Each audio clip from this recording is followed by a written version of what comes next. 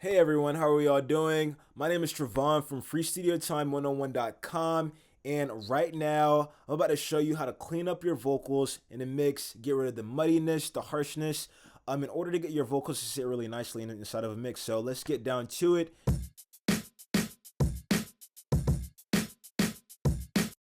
In order to get your harsh, fuzzy vocal recordings to sound pro, the first thing you need to do is understand how to use an EQ.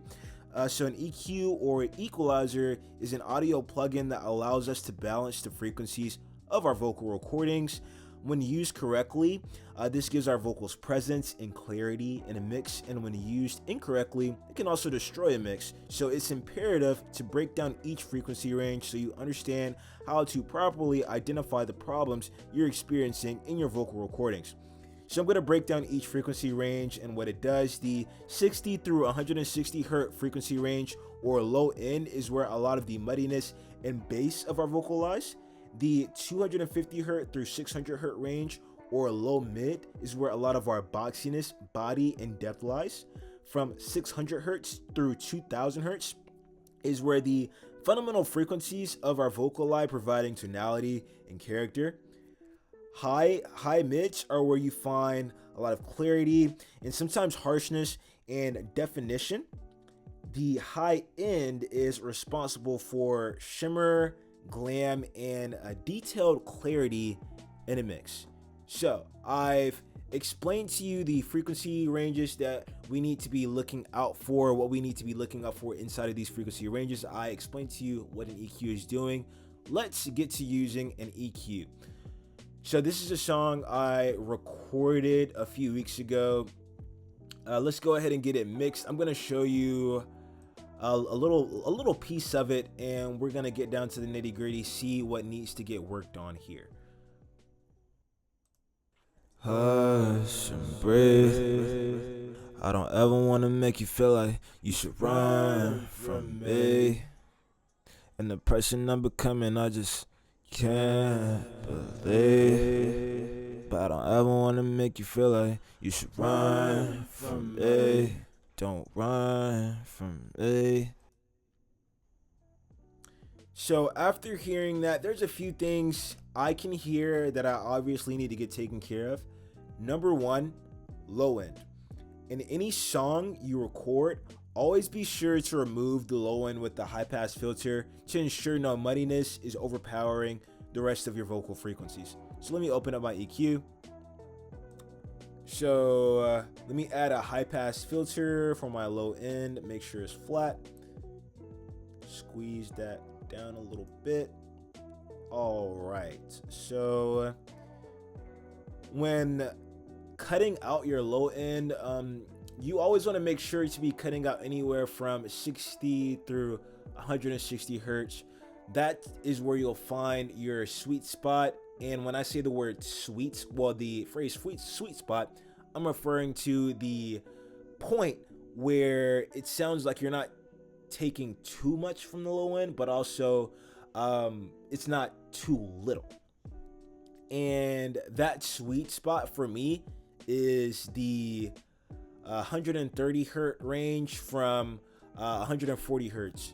So I go from I go at about 135 hertz. That's where I get my desired sound. I'm gonna let you hear how it sounds with this versus without it. So let me play with it first.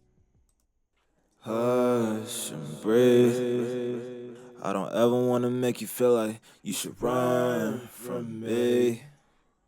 And the person I'm becoming, I just can't believe. But I don't ever wanna make you feel like you should run from me. Don't run from me. Intermission. So yeah, obviously very, very, very big difference, right? The next thing that I like to do is cut out a bit of my low mids or boxy frequencies to eliminate harshness, but also to let my higher frequencies shine, since that's where the bulk and presence of the vocal lies. The frequencies that I normally have problems with are from around 500 to 600 hertz. 600 hertz. And how you identify these problems is a very useful method, is by boosting this band right here. Boost this all the way to the top, right? Make sure it's as narrow as can be without being dramatic, right? Turn your speakers or turn your headphones all the way up. Not to the point where it's going to damage your ears, but just so you can hear what's going on. And what you're going to do is play this, and you're going to be able to hear which frequencies need the most work.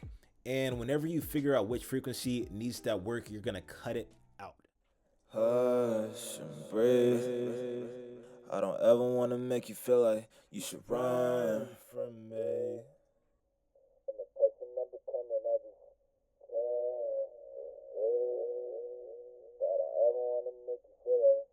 Run from me.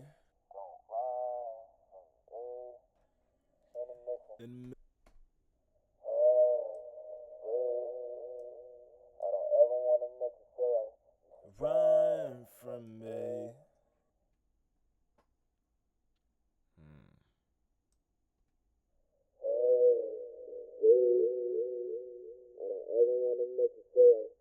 Run from me. So I'm gonna dip it out right here, 533 hertz.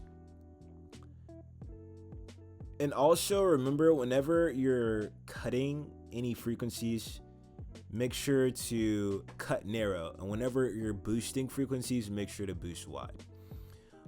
Because when we're boosting narrow tends to have a lot more of a prominent impact on the vocal recording, and cutting wide also tends to have the same effect. So these are just some of the basic rules that we use whenever using our EQ.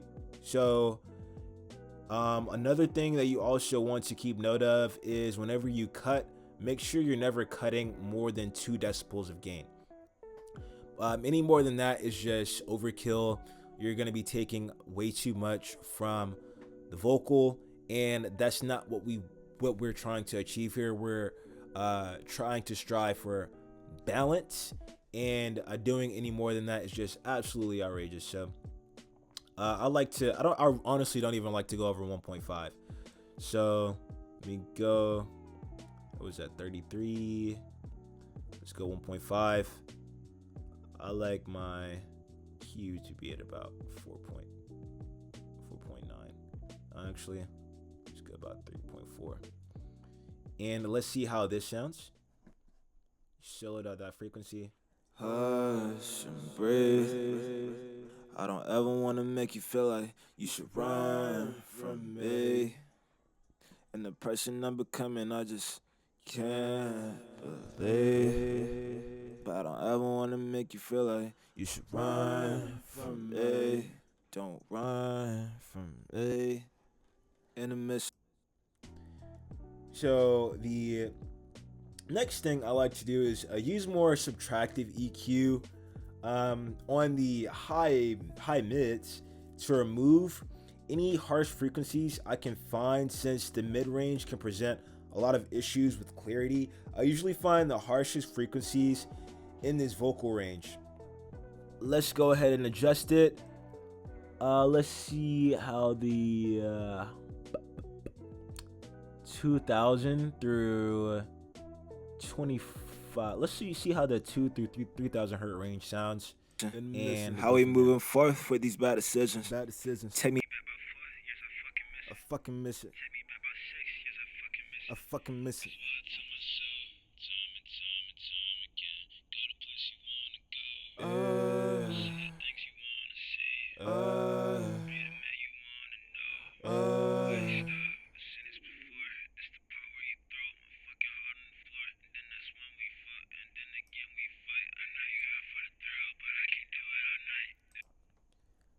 $23.73 hertz. Let's go ahead and dip this out. That should be fine. Let's hear how it sounds with it versus without it. It's the part where I lie, the part where you cry, Shit. and I find a way to get hella high. Like it's so fucking confusion. I find it amusing, a life of delusion. It feels like I'm losing. Then that's when I take you back into my arms, and then we look away and talk about the stars. Next. So the next thing I like to do, everyone, is boost the low levels of my high end for presence. And sometimes this step alone is all you really need for your vocals to shine through a mix. So let's go ahead and do that. First off, we have to identify which frequency needs to be boosted the most. Let's go ahead and solo out the frequency. Listen to it. I fucking miss it.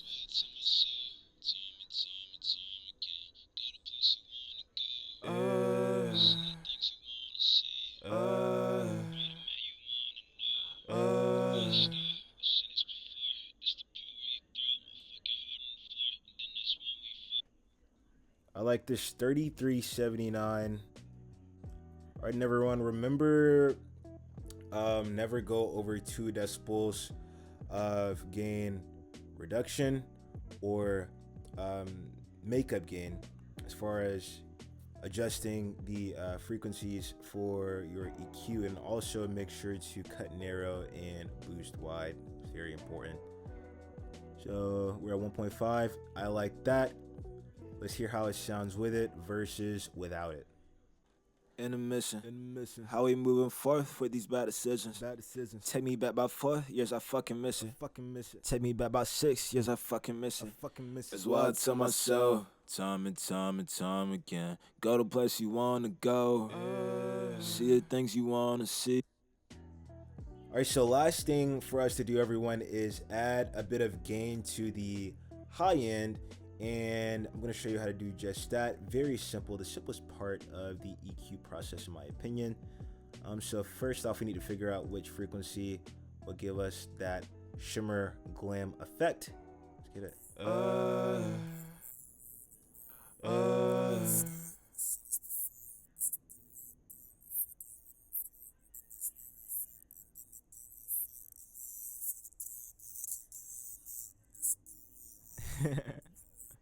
Shit.